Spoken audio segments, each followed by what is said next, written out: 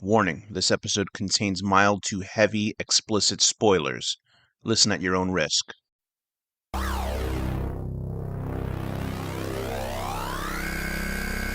Reviews, discussions, and theories about films in horror, sci-fi, and genre. This is The Horror Deconstruction. Like, share, and subscribe to hear more. What's up, everybody? It's The Horror Deconstruction. Find us on Instagram, Facebook, most likely on YouTube. Give us a like, share, and subscribe. Hit that bell icon. Hit that thumbs up. Let the people know you listen to the show with your host, KOMP and DECKARD. And today's film is Oppenheimer. Wow, listen to that voice. It almost sound like that guy Don, whatever his name was from back then. Oppenheimer 2023. The story of American scientist J. Robert Oppenheimer and his role in the development of the atomic bomb. Directed by Christopher Nolan, written by Christopher Nolan, Kai Bird, Martin Sherwin, starring Cillian Murphy, Emily Blunt, Matt Damon, and a list of who's who. So, why are we talking about Oppenheimer? Tell me your history with the film Oppenheimer and a little bit of history with Christopher Nolan. My history with this movie is I went to see it in theaters, in IMAX. I think I saw it recently. It wasn't even that long ago. It was in August. Yeah. And I was pretty excited about this movie because coming off his last film, Tenet, which was to me a disappointment. I was going to get into that, yeah, of course. Yeah, I was pretty stoked to see this film, just based on the trailers, and you could tell that Nolan was shooting for something. He was shooting for another level. He was going, he was going the out of extra his mile for this film. comfort zone. Yeah, it just felt like that just from the trailers and the hype for it, and I think it lived up to it.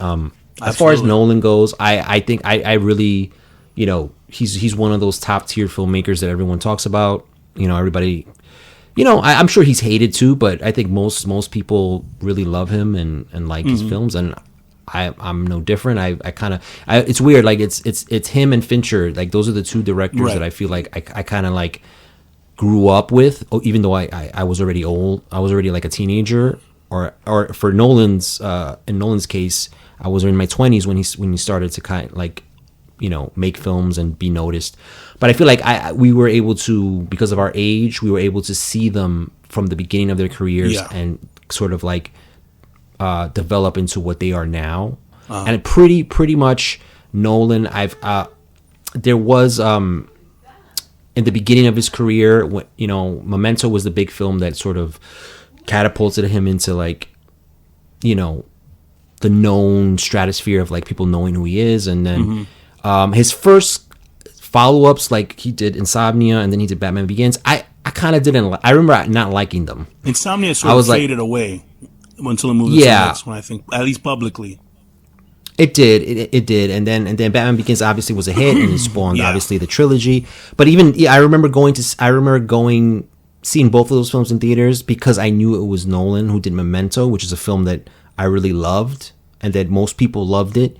It was very praised, and I was trying to like be in his corner, but he just kept disappointing me. I was like, I don't know. There's something about his style that I just didn't like in the beginning. Do you think it didn't fit with the sort of genre because he works in genre films, at least the ones that make money. So, like, I got to say, like, there's no question. I'll let you get to that. But there's no question that his foray into the Batman Begins, because that was after a while. Remember, like, we hadn't had a Batman film since Batman and Robin. And it was like, once, people started stirring about Batman again, because Batman will make you money no matter what. You put Batman in any type of film and people will watch it, sort of like Spider-Man, So when he came out with his Batman Begins, there's no question that his version of that film altered, at that time, superhero films and a lot of genre films, because they said, his more serious, realistic take on Batman is why this movie made money. It's like, no, because it's Batman. You can put Batman in any genre type of film and they'll watch it. You know what I mean? He's the only like sort of pop culture character that can work in different genres. It could be in a horror movie, a comedy, and all that stuff. That's like the Lego Batman movie. So, I mean, that shows you right there. So when he did that, and then unfortunately, I saw a movie based on Street Fighter, because I had some sort of bizarre idea that maybe they could make one work. They made a movie called Street Fighter: The Legend of Chun-Li, and he at the very end they actually. The Chun-Li's the main character, and then she's like, I gotta get into this tournament, and this guy, her teacher at the end hands her a card, much like they hand Batman the Joker card at the end, so they're trying to make it all serious, and just like, get the fuck out of here. That's the bad side of it, but then once like MCU came in, then they can add the theatrical bullshit. But tell me a little bit more about your history with his films and being a little bit sort of disappointed in his material. Yeah, I don't know. I just felt his earlier stuff was very like I don't know. It felt generic. It didn't have like a stamp on it. Like Memento had a uniqueness because of just the way the stories were told. The way the story is told out of sequence. So that was sort of like, you can call it gimmicky, but it worked for the film. And then I felt like Insomnia and Batman Begins were more straightforward. And I felt like Nolan didn't develop his sort of like, I don't know, visual style yet. It was just very like, and I'll talk about this later on. There was, I think we spoke about this like through text or messenger about like how he improved as a filmmaker because of a specific thing that he started to do. Okay. And that happened later on with The Dark Knight, and it happened I felt like from Dark Knight on is when I started to, well, actually the first film that I really sort of like was like, I perked up and I was like, oh, he actually is good, is The Prestige. That was a film that I was like, oh, this film surprised me. I loved it. So I got back on the Nolan train. And then from there, he started to make like, he started to sort of like elevate himself to the next level, where Dark Knight, and then he did. That film really was a litmus test for people, whether they really liked Nolan or not, to put up with, a certain type of filmmaking with him. Yeah. And I think that's where he sort of like, he got everybody's approval, and then he started to make really good films, and then his filmmaking techniques changed. He started, I don't know, it evolved, it got better. I was like, oh, I can. But then I went back and I watched Insomnia, and then I watched Batman Begins. And I'm like, actually, I love Insomnia now, and I actually really like Batman Begins. So I sort of got over that and just like found the Nolan stuff. The weird thing I'll say about like Batman Begins, I actually liked the movie until he became Batman. I don't know if that's weird, but Me too.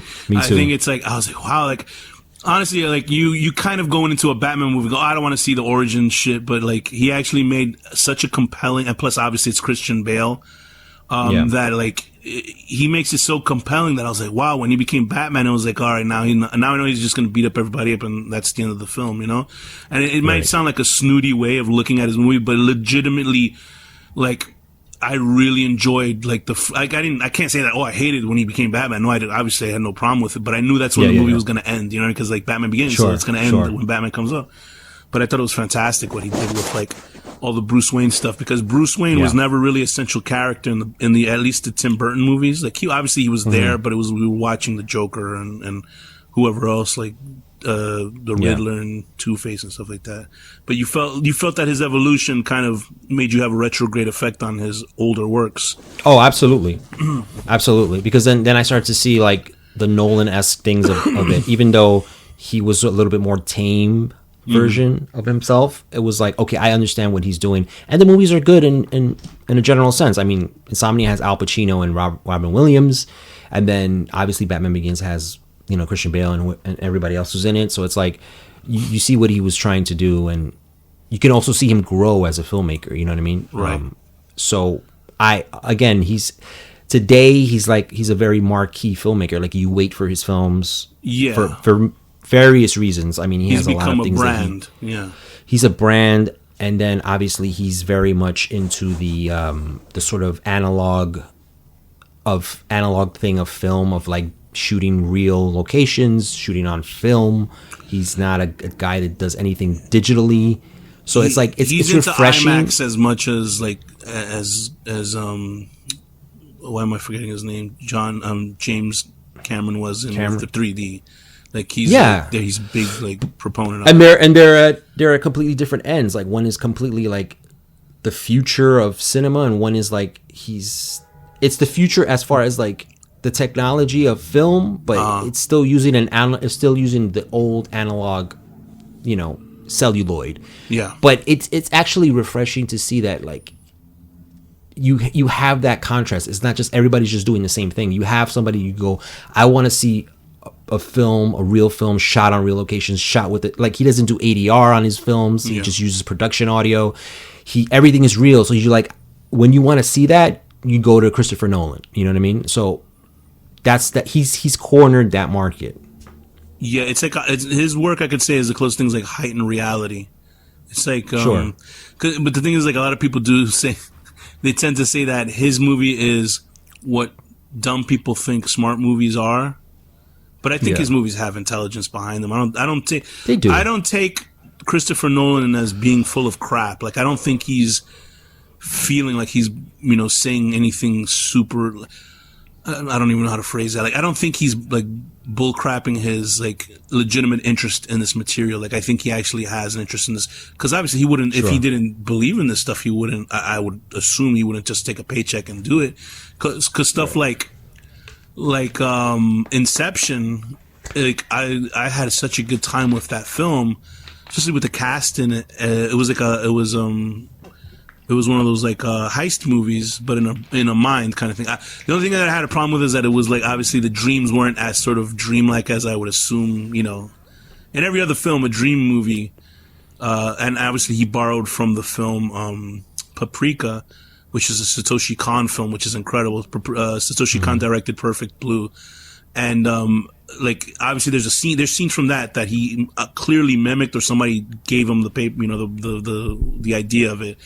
Like with buildings falling in on some people, like jumping in through bodies and stuff like that. On the floating, like when they're floating in. Right, that kind of stuff. So like that, like, do you have like your top three best? Obviously, I think Oppenheimer is sort of like going to be there automatically. And we're not here to spoil that, because I think Oppenheimer. I'm going to say ahead of time that I think Oppenheimer is a masterpiece, and I think it's a jump ahead in his filmmaking abilities. But let's say pre-Oppenheimer, what were your top three, like your favorite Nolan films? Tenet, number one, right? My favorite. Oh, yeah, okay. right. I think Inception is still his best film. I think it's better than Oppenheimer in the sense of a completely structured film from beginning to end that works perfectly. Like, and you have no idea what's going on. The idea of it, like, jumping into each dream meant like time was slower, and I was just like, this is so I was like, my God, that's dope. They're in one world while the car is crashing in another world. Yeah, I mean that is like insane. It's so cool. It's crazy. It's like the time is going differently in this one world. Yeah, but they're moving in normal speed. It's like, to think of that is crazy, and the fact that like a lot of people were like, well, I don't understand the movie, but you understand it just fine. Like, even if you don't understand necessarily everything that they're saying, he's very good at what Nolan is really good at. He simplifies it, and he also he puts visuals on top of the explanations, to help you with you understand. You and I were talking about another fantastic, we won't name them, director that thinks that they direct like Nolan, where they just do scene after scene thinking that they're doing something smart, but Nolan is actually doing that. Nolan uses, why do I keep forgetting the phrase of using scenes after another? What is it? I didn't know that montage. I always forget that word. He's great at doing montage with descriptive dialogue on top of it. He's not messing it up. You know what I mean? He's like one of the masters of it. And he's a master at exposition. But not making it feel like it's exposition. Except for Tenet. Tenet is the only film that he fucked up on that one. Yes. But because when you're watching scenes of them talking and like figuring shit out, you're like, oh, they're just doing this because they need to explain to the audience.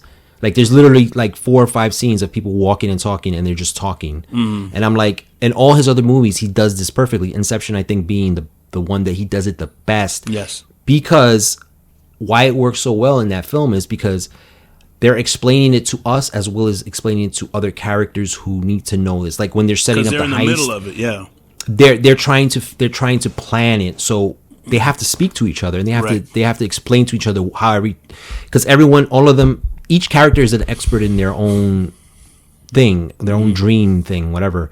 So they have to explain to each other what they're going to do. You know what I mean? In order for them to work together. So that's why that film works perfectly. I think for me, it's that, Interstellar, and The Prestige. Those are my top 3. But I think all his there's other films that would go right behind them. Like I love the Dark Knight trilogy. Yeah. I personally like Dark Knight Rises. Problem with I thought you always had a problem with Dark Knight and liked Rises I do. more. I still do. What was your problem with it? My problem is that it's a film. It's very it doesn't work well as a complete film to me. It's very fragmented. Where does it screw up? What do you think is the part where it dips? It really feels like a middle film, which it is, but I felt like it doesn't. That was my problem with it. It didn't really connect with the other films. I don't think it needed to, like the first film. But it's a film that like it has great set pieces, but everything in between it, I don't know. It doesn't work for me. It's like I don't think the writing is that great in between. I don't think like the character relationships, like him and Rachel, I don't really feel anything anymore for them. Like I don't feel like they have like a real connection. I is feel that like based on your attraction to Miss Gyllenhaal. Oh yeah, that's why. But, and then obviously the Joker is the best part of that film. People, that's an argument that I hear is like, oh, the movie wouldn't be good without the Joker. I'm like, yeah, but the character's in the movie, so how could it not be? That's always like the weirdest argument. It's that's a dumb argument. That's a dumb argument.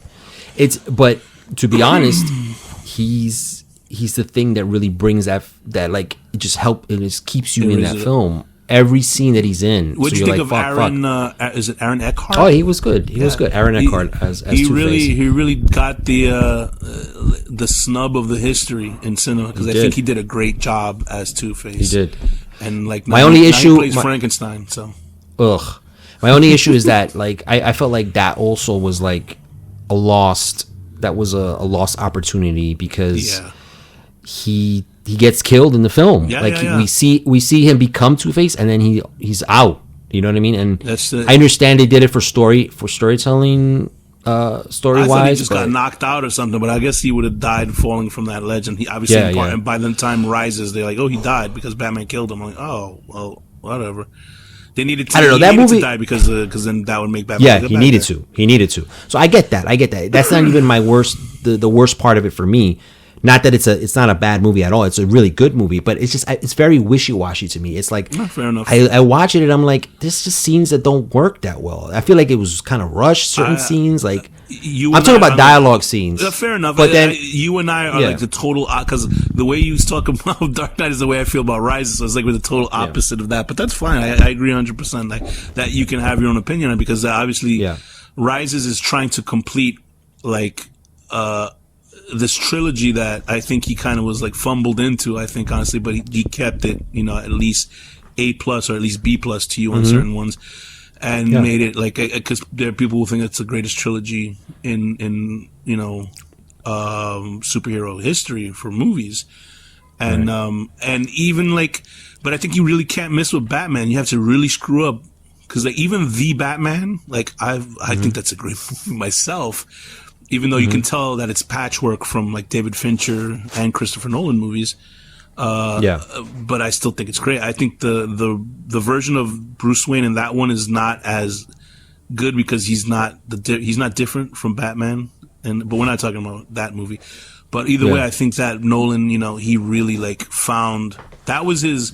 I think he just didn't want to do any more superhero movies because he was just like, okay, I did the first two, and I felt like the third one when he was begrudgingly making it.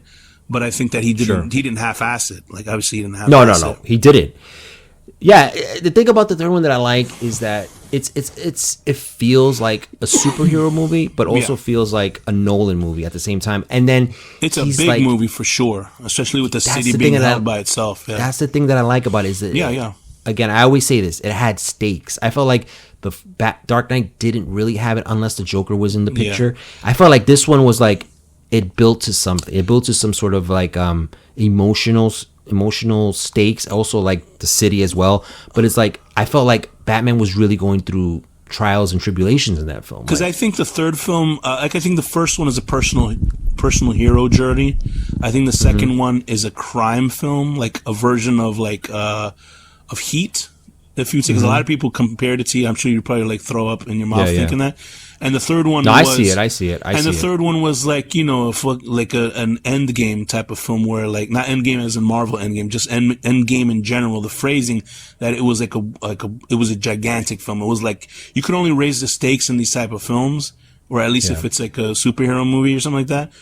Blockbusters, but this was like on a completely different level because the Joker was just like one guy trying to, cause chaos in the city. And this one is like villains that actually took over the whole, the whole shebang. And so that makes it much more bigger stakes at the end. And even I was moved at the end when, he was bringing the bomb out into the middle of the water. And I was like, they're going to fucking kill Batman. But I was still like tearing up by the end of it. Me too. In the darkness, I was like, what am I doing? But I was still moved by it. I was very much moved by it because that's the job of like bringing this Bruce Wayne guy who's been suffering through all these movies. And it was also it also borrowed again from the first movie being a personal hero when he's like, they put the whole sub story in of him climbing out of that, pit of people jailed by the that was like the name of that crew, the League of Shadows. They found a way to wrap it up with the League of Shadows characters by having a League of Shadows villain. But I think, I think what Nolan does is I think it sounds like he and his brother probably, talked about these stories as kids. It feels like kids, but they're obviously much more ahead in their verbiage and their writing nowadays. But it feels like it must be fun in that room just to hear them talk about making an interesting movie because these are like clearly genre films, with the exception of say like Dunkirk or something. And the only thing I'll have anything with Dunkirk, while I enjoyed it. Unfortunately, I saw 1917, and I fucking loved 1917. So I'm like, I never think of Dunkirk when I think of 1917. Now, do you know what I mean? It's almost they're very similar in a way. Obviously, they're very similar in ways, but I still say Dunkirk was pretty damn good. Like, I think it probably would have been better in the theaters than when I saw it at home. And I think it's these type of films you got to like watch. Certain movies you just cannot get the same experience. Clearly, I think most all movies you can't get the same experience. But like Dunkirk, I think I fucked up by not seeing it in the theaters and seeing it at home. Yeah. Well, especially Nolan because he's shooting it for fucking IMAX basically. He's shooting in IMAX, so it's like you have to see it. It's the same thing with Avatar. You got to see it in IMAX 3D. Like, but these films, like I saw Dunkirk in theaters and I was like, damn, bro. But I didn't walk out like I was like, oh my god, that's a masterpiece. I mean, it was a good film. It's very simplistic in a lot of ways. Or even though he's playing with time in that film, which is a little confusing at first. I don't know if you were confused by the jumping back I and don't know forth. what the hell's going on. I know that I know people were returning to save other guys but you don't. It's all playing at the same time. It's 3 different timelines at one time. It's 3 different timelines. It's one's like 1 day, 1 week, and 1 hour or some shit. And so you're like, wait a minute. Right. He fucked up a little bit with that because I'm like he confused it too much. He should have just been a little bit more linear in certain senses, but. As far as the film in general, because I'm sure he wanted to make something interesting, but he wanted to make it interesting, and I get it. He's like, I'm gonna put my stamp on it, and this is what I do, So I totally get that. I like it better that way. So, but it's still a good movie, and I felt like it was like how we always talk about like Fincher does footnote movies. I felt like this was like a footnote movie, right? Like he wasn't trying to like impress people or win Oscars. You think it was Oppenheimer? Oh no! The footnote movie was Dunkirk. No. Okay, talk about Dunkirk. Yeah. Like that was a movie that he was just like, this would be cool to make because I know about this. I remember. So what would you consider? What kind of note was Tenet then?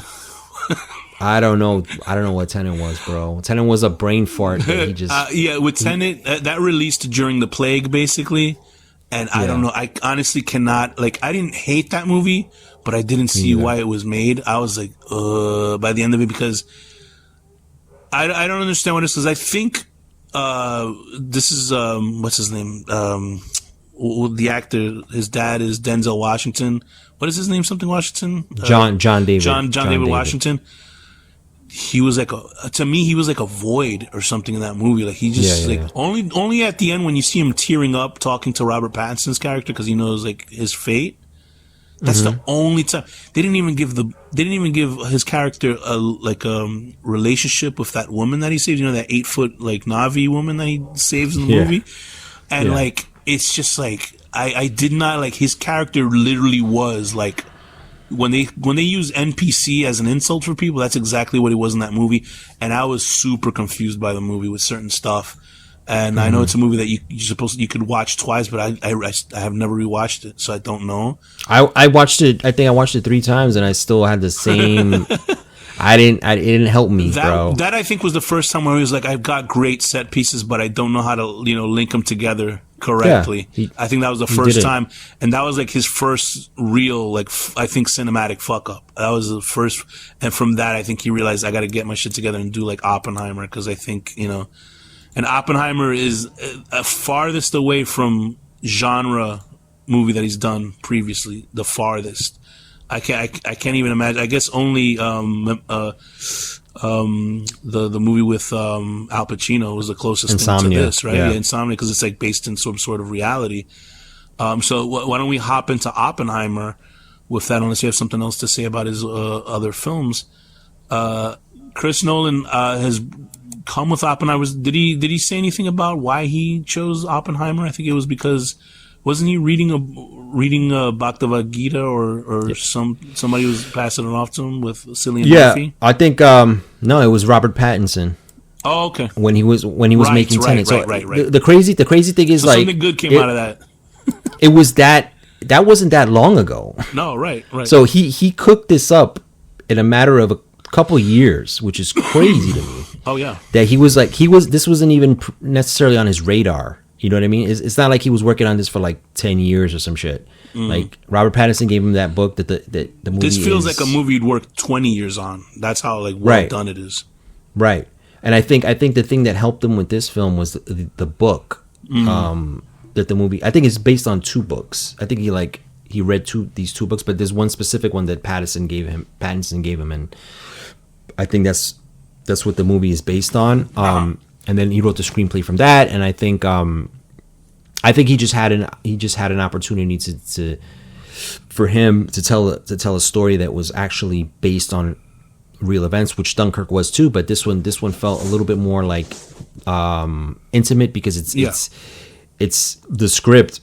He wrote the script in first person, so that's the big thing that all the actors talk about, is like when they read the script, it was, I do this, I do that. So it was from Oppenheimer's point of view. And so I felt like he saw this as a very personal film based on the character of Oppenheimer. And he was like, and he was very inspired, and he's said this many times, by JFK, Oliver Stone's film, which you can see with the comparisons, because absolutely, he's doing the same trial stuff for sure. Black and white, jumping between, because in here the black and white stuff is supposed to be historically objective, like stuff that for sure happened because it's all recorded, and then the color stuff is emotionally subjective because he's trying to give an emotional weight to the Oppenheimer character himself.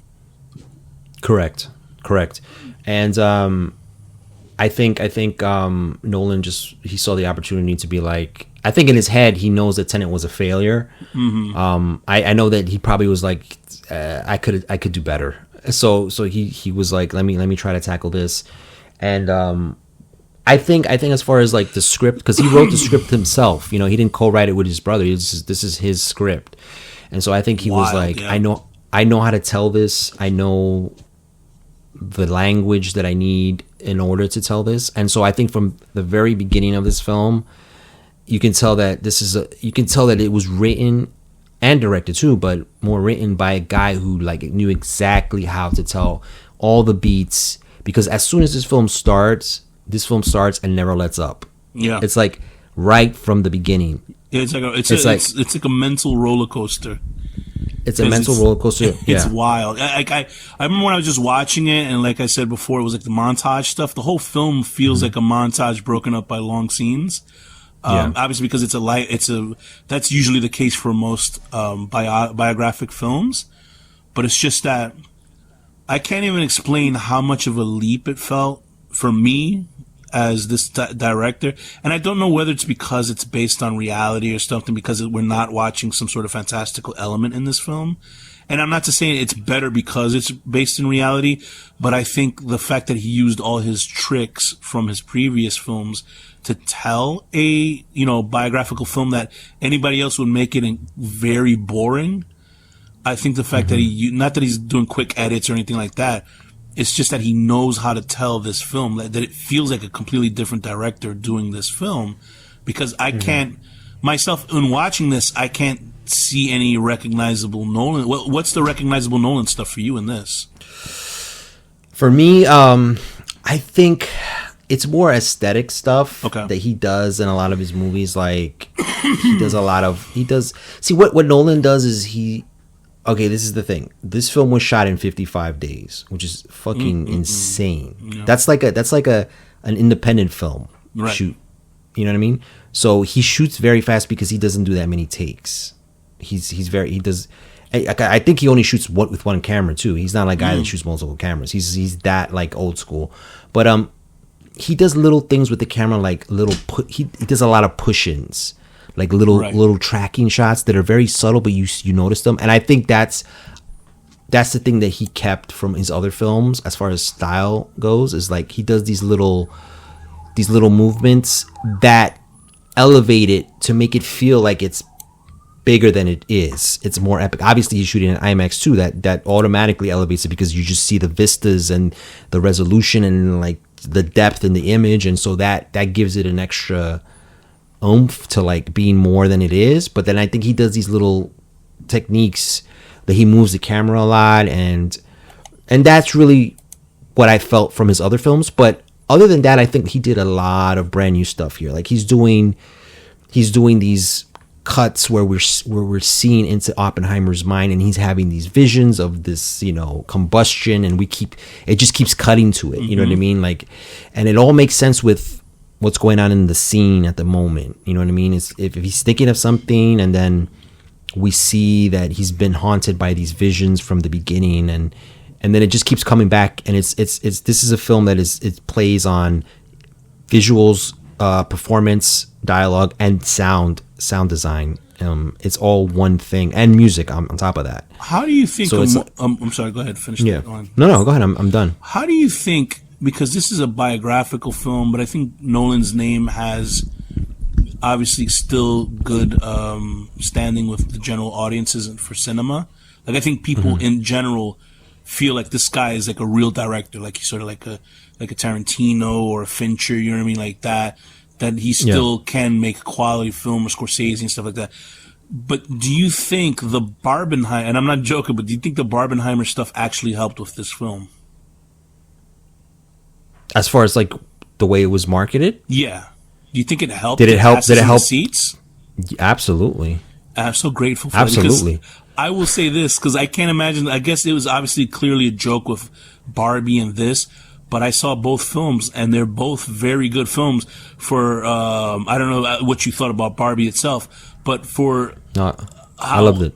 Yeah, for how shitty movies have become. It almost felt like these two that were original films, even though one's based on an IP and one's based on a real guy. I think people like this was and I'm not one of those people like, oh, superhero movies have to end, shit like that. Yeah. But it really felt at that moment that people were like, we got to see something else. We can't see the same shit over and over. We got to see something different. This is the first time where it was like, and they both were close. I think Oppenheimer might end up eventually making $1 billion. I think last time it was like $900-something million. But Barbie certainly made its money. And it was so funny because this guy, Nolan, left the WB under sort of bad terms. And this was his movie to kind of say F you to the WB. And they timed Barbie in a way to screw him.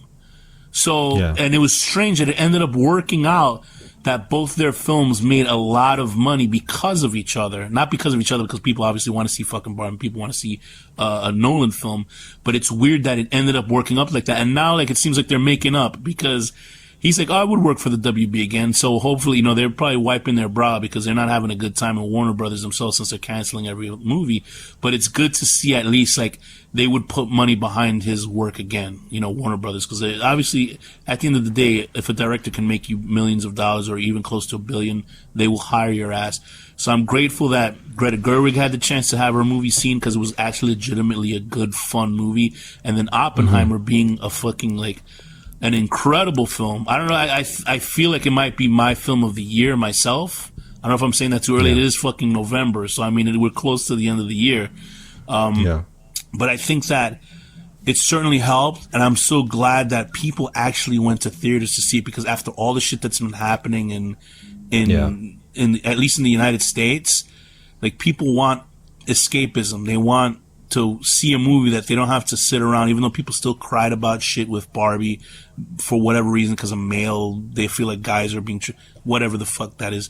And then with this, people were already complaining about, oh, why are you glorifying a guy that basically nuclear blew up Japan and shit like that? So there were questions about that too. Like, I had a question. I was like, before this movie had come out, I was like, I really had a prediction. I was like, oh, they're going to show this Oppenheimer film, and the end of it, we're going to see the nuclear horrors of Japan. But they didn't go that route. And Spike Lee had the same sort of argument. But then once I actually saw the Oppenheimer film, I was like, I didn't have to see them blow up Japan. Like, you know what I mean? I understood that. I knew that happened, and they explained it. What were your feelings on that? I mean, I thought it was done very well because, again, the film is, other than the black and white stuff, is through his point of view. Right. So he wasn't in fucking Japan. No, and we're going through the film, and we're seeing his change. We're seeing how he was in the beginning. He was very he was gung ho to do this. You know what I mean? Mm-hmm.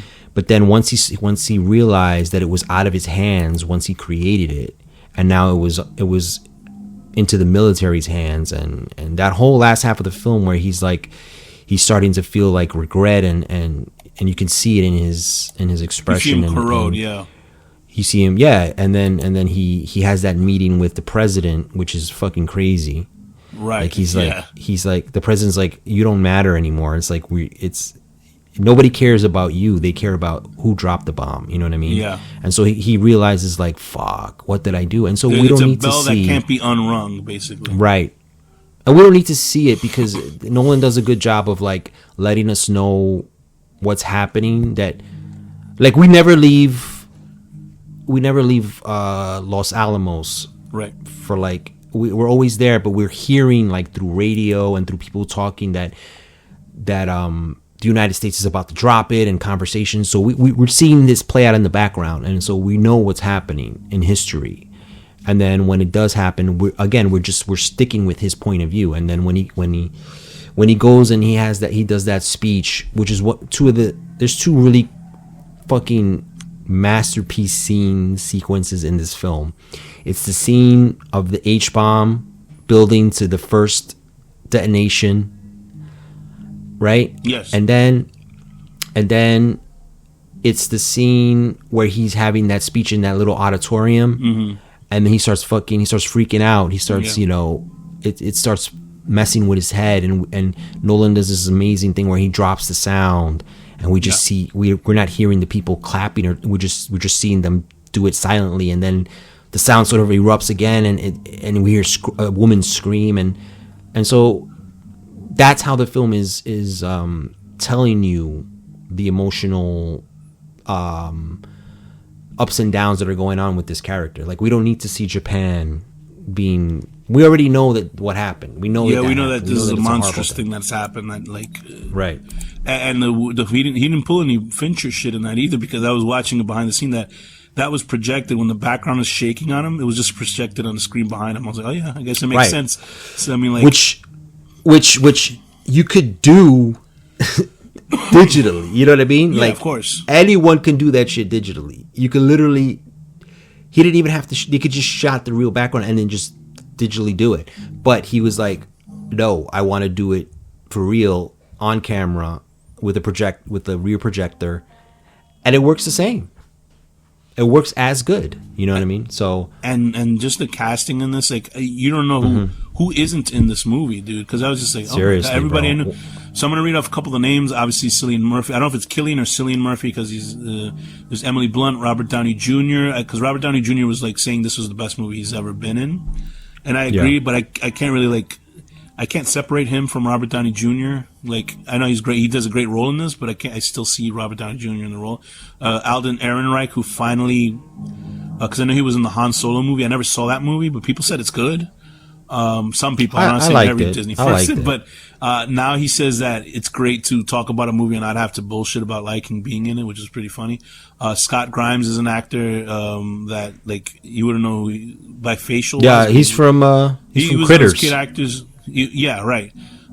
Jason Clarke, who was in the fantastic Terminator Genesis, according to James Cameron. Tony Goldwyn, obviously, is always great. Macon Blair is a director. He was one of those small Nazi guys in Green Room. He also did Blue Ruin. You know, so he's that director. He's very good. He was in it. He was in it. He didn't direct that one. He didn't direct it? Okay, so he had some point in that. But he did do he is a director, I Don't Feel as at Home in This World Anymore, which is a great little movie that is on Netflix. I don't know if it's still on it, but it's great. I've seen it. I saw it. Kenneth Branagh. There's just so many people. Florence Pugh shows up. Benny Safdie, who I'm really glad that he is acting more now, because when I saw Good Time, the movie with him, Robert Pattinson, I'm not kidding. I didn't know who Benny Safdie was, right? I literally thought they had an actor with special needs playing that character. Yeah. And then when I found that he didn't have special needs, I was like, Jesus, this is one of the best performances I've ever seen. So to see him in everything, especially playing the character Teller that he's playing in here, and that sort of payoff at the end, it's weird because this film is structured as a biography film, but then towards the last half of it, it becomes sort of it does have the good guy, bad guy, white hat, black hat element at the end, because they give you a whole like a switcheroo and a reveal, and it's not like sort of like a Sixth Sense sort of reveal, although it sort of is to some people, I guess, that this guy was the bad guy the whole time because he's a scumbag. But they do that in the movie, so they give you a third act, the villain, out of nowhere, even though this is played out in real life. But what Nolan did smartly is add this guy in to add sort of an external conflict towards the end of the film, because he is getting screwed. As I was reading the biography of the film, that's the only thing that was a little bit unclear for me, because by the end of it, because I'm stupid, I don't pay attention to history a lot, is that he still lost his Q thing, but I thought by the end of the film that they decided not to take the Q thing from him because they found that this guy had a personal vendetta. But obviously that was years later. It was like 10 years later. That was years later. So he did lose his Q pass. He did. And then that's when all that stuff happened to Downey Jr.'s character, where he was sort of exposed as being a scumbag because he was so offended by it. And it was so this guy that they did that. Yeah, and then Rami Malek too was sort of like a little bit of a. What'd you think about it? Because people were doing backflips, and I was like, hey, I thought he was fine, but I didn't like. No, he was fine. He was all right. I mean, he didn't do that much, but I know. But people were saying, "Oh, wait, when he opens up his mouth in the movie," and I'm like, I think you're conflating. I mean, what his importance is to kind of screwing the for the guy. narrative of it. Yeah. It is, because he's the one that like he like pops up at the movie, and he's like kind of in the background. And you're like, why is Rami Malek playing this like side character? But then he becomes very important in the end. He's the one that screws over Robert Downey Jr.'s character, and it's sort of like this big moment. Hater, believe me. Well, I saw all of the robot. But I mean, I don't think necessarily. Yeah. I don't think necessarily his performance was like amazing or anything. Like, yeah, but there was some people doing that. What his character does is important to the film. And I think like also with Florence, because there was a big controversy with Florence Pugh has a sex scene, or there's a scene where she's sitting naked across from Oppenheimer, and they're like sitting in chairs, and he's they were talking about the Bhagavad Gita and all this stuff, and people in India were really pissed off about that. I guess rightfully so, because it's sort of like people. I guess if people reading the Bible, I'm sure there's plenty of movies with the Bible being like saying bad stuff about it, or whatever else religious books that you read. But I thought she was great. But I could, honestly, I was laughing because I was just imagining Nolan directing that scene, because it's a very like, I was like, why is this movie R-rated? She shows her breasts so up, but there's a scene where she's like like, and I just imagine shooting this stuff, you know what I mean? Because you and I both have been on sets, but I guess not to the level of this type of, or this scene in this movie. I've worked on scenes that have nudity in them, but there's a part where she's like having sex with Oppenheimer, because this is what the wife is, you know, imagining it. And I was like, oh shit! And it was like, oh yeah, that's a good my moment. God, like I was like, I see why it's R-rated, and I just picture like, because I was thinking of the British stiff upper lip that like Nolan was directing it like by looking through his fingers and shit like that. But yeah, it's like it's an adult feature film, and I'm glad that he went there and it wasn't like, you know, it was a rare sort of flight of fancy for this type of film, because he doesn't necessarily. His movies don't. He doesn't like do fantastical. That. He doesn't do that. What he usually does is he'll do like subliminal cutaways to like get inside a person's head to like what they're thinking. You know what I mean? Like he's done it in pretty much all his films, almost all his films. But this one, it was literal like inside seeing what somebody is thinking. That was the first time I saw it, and that's why I was like, it's projected there in front of them, you know. And I thought that was again that's something that's new and fresh from Nolan. I'm like, you should do that more often. Yeah, absolutely. He did that. We did that with that scene, and in the scene where he's talking in the little auditorium thing, he did that as well. Like that, People are melting, like, or and then he saw like somebody having sex under the bleachers. And right. That's great. So he's pushing his storytelling abilities a little bit more to something different that he hasn't done before. Yeah, and I think it's great. Casey Affleck shows up as a scary guy in this movie, and he's a scary guy in real life. I'm like, dude, when I was watching this in theaters, I'm like, who the fuck is not in this movie, bro? What's going on? James Remar actually improvised his line about visiting, I think, a part of Japan that wasn't in the script. And Nolan loved it, and he kept it in there. And you see him say that line, and everybody was kind of looking at each other. So it was pretty interesting. Did you think anybody in the film wasn't given good material to work with?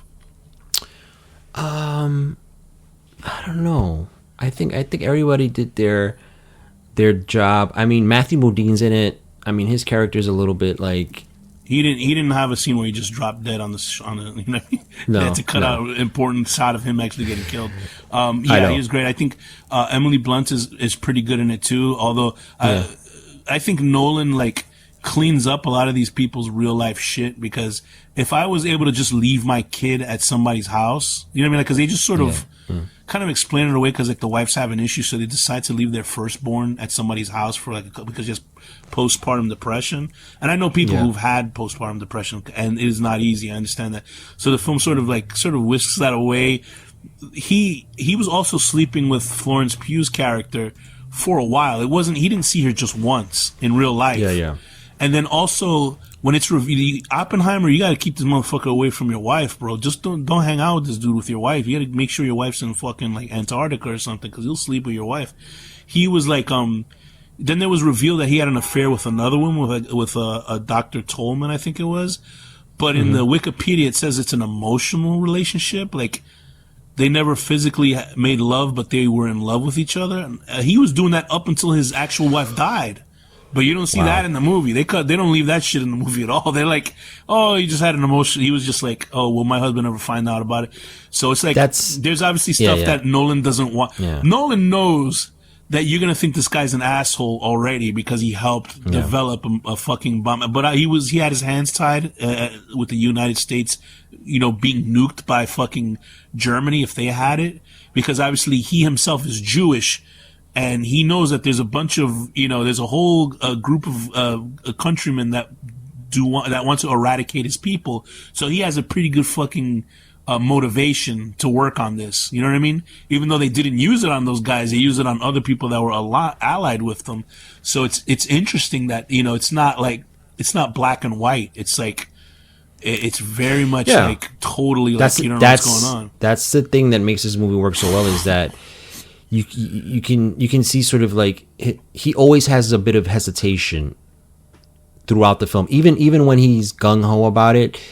Like, there's a point in the film where he's like, yes, let's do this, but then he's always like a little bit standoffish about it, you know what I mean? Right. I think he, from the beginning, he knows what's possible, but then once he gets into the mode of it, he's all for it, and then that's why the last half of the film is you start to see him break down and say, maybe it wasn't. He has to live with this horror for the rest of his life, right. And he doesn't know if it was worth the risk. You know what I mean? The fact that they also didn't drop it on Germany, which is crazy. Yeah, because that was the entire plan. Honestly, if you and I were to speak about it, I think they didn't drop it on Germany because that's where they got most of their scientists from. And also, I think there was they looked more like the people from Germany than say they looked like the people from Japan. I don't mean to make that as a controversial statement, but you know what I mean? Like, I think, as they explained it in the film itself, they knew the Japanese would not stop because their fucking emperor at the time was Looney Tunes. And so they needed to handle it, but there's obviously a lot more shit that they won't say outright. Because it is, either you don't want to offend somebody or because it's a very nuanced sort of thing you got to deal with. Also, go ahead. No, go ahead.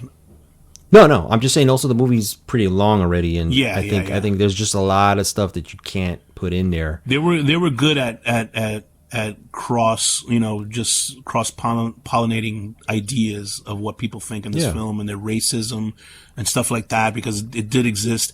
It's always existed. What am I talking about? But like even stuff like you see Jack Quaid in the movie, the guy from The Boys. He's great in it. Yeah. Also another thing that I was really that I found interesting that I didn't know was his connection to like because throughout the movie he's being accused of being a communist. But he was a leftist, and I'm like, I could relate to him because, he was for unions and and he associated himself with a lot of communists, like his best friend or his brother too, right? His brother was in the party and then left it. They wouldn't put his brother in the project at the beginning because of that. So I didn't know necessarily that Oppenheimer had those like ideologies, and I found it interesting. I found like I could relate, obviously. Both of us could. And I was like, I get where he's coming from. And I think also I think that's Nolan too. I think he leans that way for some reason. I don't know. Or maybe he's Aryan. He's Aryan race. But no, I'm kidding. But I found that interesting. And that was a big part of the movie. I think that's the central conflict. Not central conflict for him, but it's a conflict of people villainizing him. Not because he blew up people, but because in the United States, that's the conflict for him. The U.S. wanted him to blow up people. It's that he might be, dealing with communism is the problem for them. So it's all that whole McCarthyism stuff. So it's really interesting, and it's a great way to frame the film because all this time you're seeing this guy on trial, not for the thing that he did, but for the thing he might have done. You know what I mean? It's really interesting. And also seeing Dame DeHaan in it, like he's a very good actor, and I'm glad that he got some shine in this movie because I think he was supposed to be one of those next big things, but he's not sort of like a typical looking star. He never went to that level. No, yeah. But I think it was his own choices. Doing. Yeah, probably. Yeah, I think he didn't want to be that. Yeah, you know. And anything I've seen him in, he's always good. Bro. Yeah. He's always good. Amazing Spider-Man 2, the greatest movie ever. Oh yeah, sure. Maybe except that. I saw him in the Metallica movie. That was pretty good. But I think was there anything that didn't work for you in this? Yeah. Go. It's hard to say, man. Yeah. Because I really enjoyed the movie. Like it's hard for me to go like, oh, this part sucked because I didn't think it sucked. Matt Damon was great in this too. And Matt Damon's pretty good in everything. But he's great playing this asshole character. But is a nice guy actually. Like not a nice guy, but he's on the good side. He's on the good side, I guess, to a point. Yes, to a point. Until Oppenheimer until they test the bomb and it works, and then he's just like, oh, it's ours now. And yeah. But I think for me, probably the length. I always have issues with length to a certain extent. This one didn't affect me as much as other films. What did you think they shouldn't have cut out? Like I saw Killers of the Flower Moon, and that movie is longer than this. And I felt that felt longer than this. Yeah, obviously it didn't. To me, it didn't. Really, it's a weird thing. Like that movie has this. It's a slow paced film, but the way it's paced, it just keeps your interest the entire time. For me, this one, just that the last half of this film becomes very like, well, a lot of this film has a lot of like mumbo jumbo, if you want to say, like there's things that people, you don't necessarily understand what they're talking about, especially when they're talking about like physics. No, a lot of stuff flew over my head with the quantum physics stuff. But again, they the do great explain thing it Nolan, though. At least they take time to explain it. They explain it, I and still they don't do understand like it, but they still explain. He does like visual cues, like Yeah, they're putting the marbles into that fishbowl to like explain what they're doing, and then even if you don't know what they're talking about, like again, this is what Nolan is really good at. He does things that lets you understand just what's happening in the room or the visuals or what people's expressions are. Like sometimes that's all you need to understand what's going on. I mean, I don't know. I feel like the last half became it got into that thing where you're like, I think the movie should be over now. You know what I mean? A little bit So near the end. You didn't really care about the Robert Downey Jr. No, stuff at the end? I did. Oh, I did. I just felt like that could have been shortened.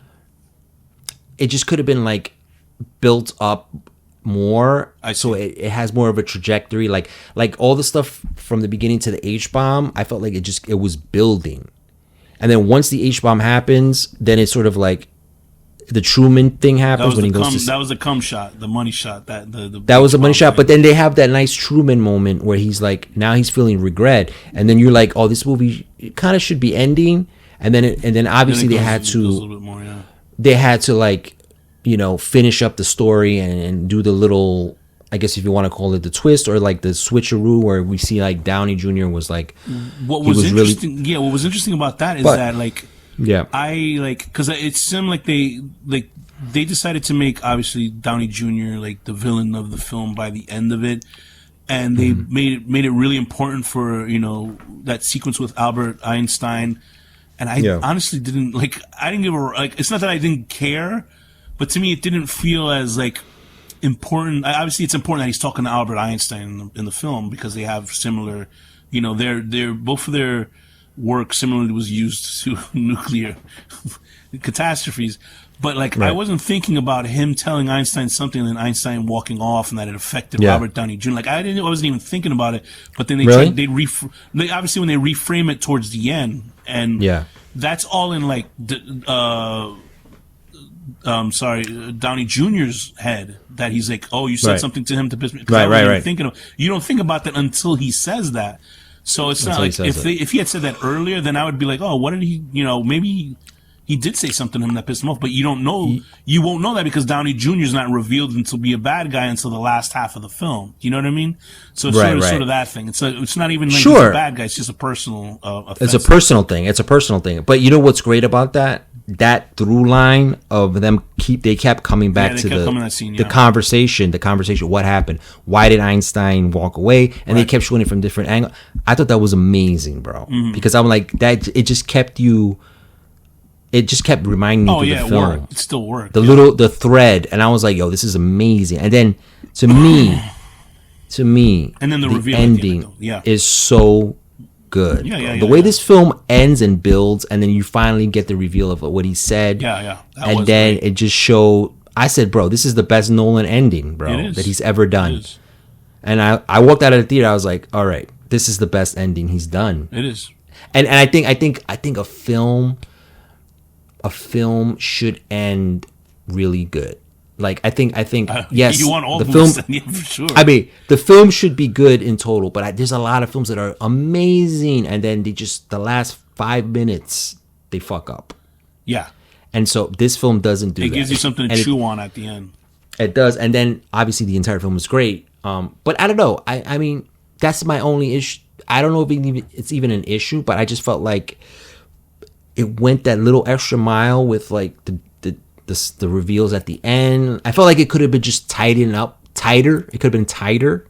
But then you have but then I don't also see what you can cut out, because then you have the deposition stuff when he's in that room with like Jason Clarke, and then that builds too to a crescendo at the end, because then we see like Benny Safdie's character come in and he kind of betrays him. And then his wife was like, I can't believe you shook his hand. Like, there's a lot of things going on in this film. And then we get the emotional closure with her not shaking Tillman's hand. Not shaking Tillman. Yeah, she didn't shake his hand. Yeah, so that was for us at home to be like, oh yeah, fuck him. You know what I mean? That kind of thing. Yeah. So I think he puts a bunch of circles that he checks off at the end for the emotionally for the audience to be like, yeah, great. Which is what a movie should do. Right. And especially if you've ever seen the actual footage of J. Oppenheimer in that black and white video of him, quoting the Bhagavad Gita, he really does look like that motherfucker. Look like he's had his soul taken out of him, like Shang Tsung. Yeah, he was done. He was done. He was just like out of it. So there's one criticism that I heard about, because there's a lot of people that I saw reviews and stuff that didn't like this film. Okay. And one of the criticisms was the scene where he reads that famous line that he says on the destruction. What? Yeah. Destroyer that worlds. It was during when Florence Pugh was on top of him, and she's like, "Read this line." Yeah, that's why they had to cut that out in India when they showed the film. Right. So a lot of people were like, "Dude, that's his most famous quote, and you're gonna put it in a scene where she's fucking him." I was laughing because when I saw this, I was like, automatically I thought back of that black and white footage, and I was like, he's not even thinking about like being depressed. He's just he was thinking about fucking Florence Pugh. That's what I mean. So people were like, why would you make that line where he I thought first that says was strange, because I was like, now I equate it to him having sex with his girlfriend, like, you know what I mean? Right. And then also they heavily imply that she's drowned in the film, because the woman Florence Pugh's playing was a fling that he had that was sort of like cold to him, yet she was strangely like, oh, why don't you want to be with me? I want you. It's one of those sort of relationships where you should fight for them even though you're there for them. Jean Chatlock, and she committed suicide, but for a split second he made sure to put a clip of a guy's glove pushing her head under the water. And I don't know anybody who would have an idea that it was implied that she committed suicide when you see hands come in. But he said he wanted to make people maybe think that. And I was like, there's no way they're not going to think she got murdered. I'm like, it's clear. But they also do raise up the idea that, she was murdered in the movie itself. Besides that, the way they speak about it. So I don't know. I think all in all, I think it just like all worked, like you and I said. Yeah. I mean, maybe if that, I don't know how it is in the history, if that was a real thing that people were, if that's an actual thing. I mean, it is, but I mean, if it was it was a big issue that they were questioning whether she was killed or not. Oh, it's probably like a Marilyn Monroe thing. I didn't know about Jean Chatlock until I saw this film. So I felt like that was one of his influences from JFK. I don't know. Like he put some conspiracy shit in there. He read that from other things, because I think they might have thought because she was communist leaning and she knew him, and they weren't going to kill him because he was going to help build their device. That she was a risk. She was a risk. You know what I mean? I got you. That's the whole theory. But there's so many theories that fly everywhere.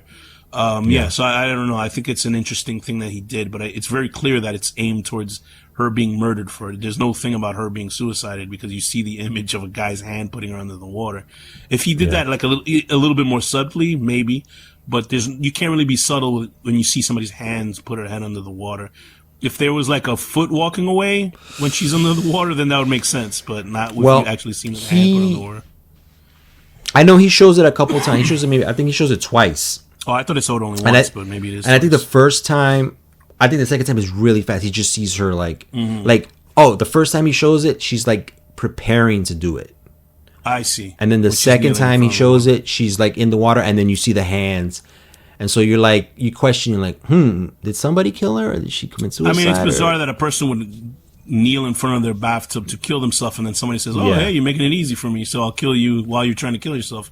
So it's a little weird, but it's still, I think it's still an interesting scene that they put in the film, and it'll get those, not that we have enough. I think we should have more conspiracy theorists around there. Right? Yeah, sure. Yeah, sure. Yeah.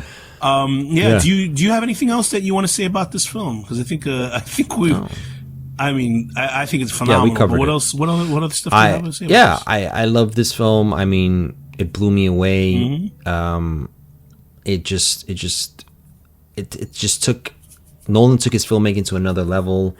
It's a film that the music is amazing in this film, and it wasn't Hans Zimmer. It was Ludwig Göransson.